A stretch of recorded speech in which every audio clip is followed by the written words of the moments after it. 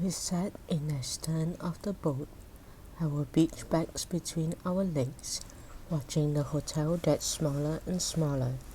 The boatman sat at the controls with his back to us. The speedboat was very fast. It steamed across the water, cutting through the swells.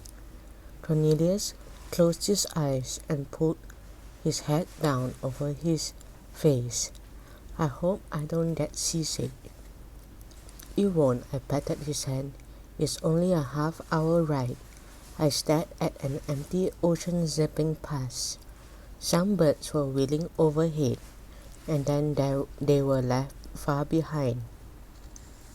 How does he know where to find the island? I asked Axel. He's not using a map or anything, and there's so much water out here. Axel laughed. He's got a compass, he told me. That's all he needs if he knows the location of the island. Why do you think it's called Demon's Island? I whispered.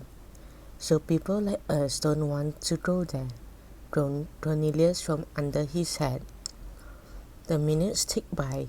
The steady splash of the waves against the hull was putting me to sleep. The sun blazed down on the vast ocean. Suddenly Axel nudged me. Something's wrong, he whispered and pointed to his watch. We've been traveling for more than half an hour. I gasped. I'd become so drowsy I'd lost track of the time. We've been out here for almost an hour, and there was still no sign of the island.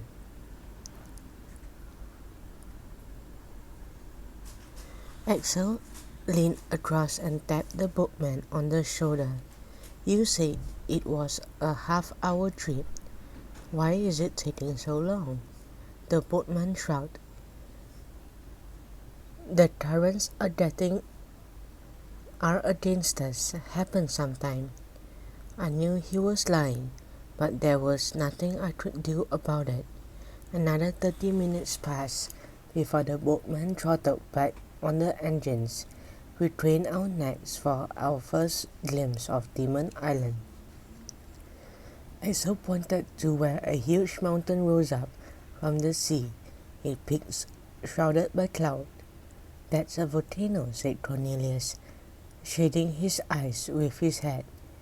They are very common in this part of the world. That's how the island was formed thousands of years ago, by volcanic action. Connie, you're putting me to sleep, I yawned, but he ignored me. The volcano began when magma from the center of the earth burst through a crack in the seabed, he explained. The hot magma hardened into rock when it met the seawater. After many more eruptions, the rock grew into a mountain so big that it poked up out of the sea around it. Now when magma reaches the Earth's surface, it's called lava. So when the lava crude here is from an island. He grinned. So Demon's Island is really just the top of the volcano. Cornelius was weird. He made it sound fun, but I looked at the towering mountain peak and shuddered. I hope it doesn't erupt while we are here. There's always plenty of warning, he laughed. Smoke comes out of the crater, and the island would be covered with ash, and you'd hear the volcano rumbling. I mean, it wouldn't just blow. We were much closer to shore now, and Axel sounded worried. I can't see any houses or people or anything. But look on the beach, I pointed to where an old wooden boat was resting. The speedboat nosed in close to the beach. The black sand stretched away to the shade of the palm tree.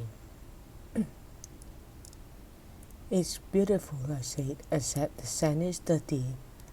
It's not, Cornelius corrected me in a bored voice. It's made from black volcanic lava. That's how you can tell it's a volcanic island. The boatman turned round and smiled. "Hey kids, why don't you get off and take a look?"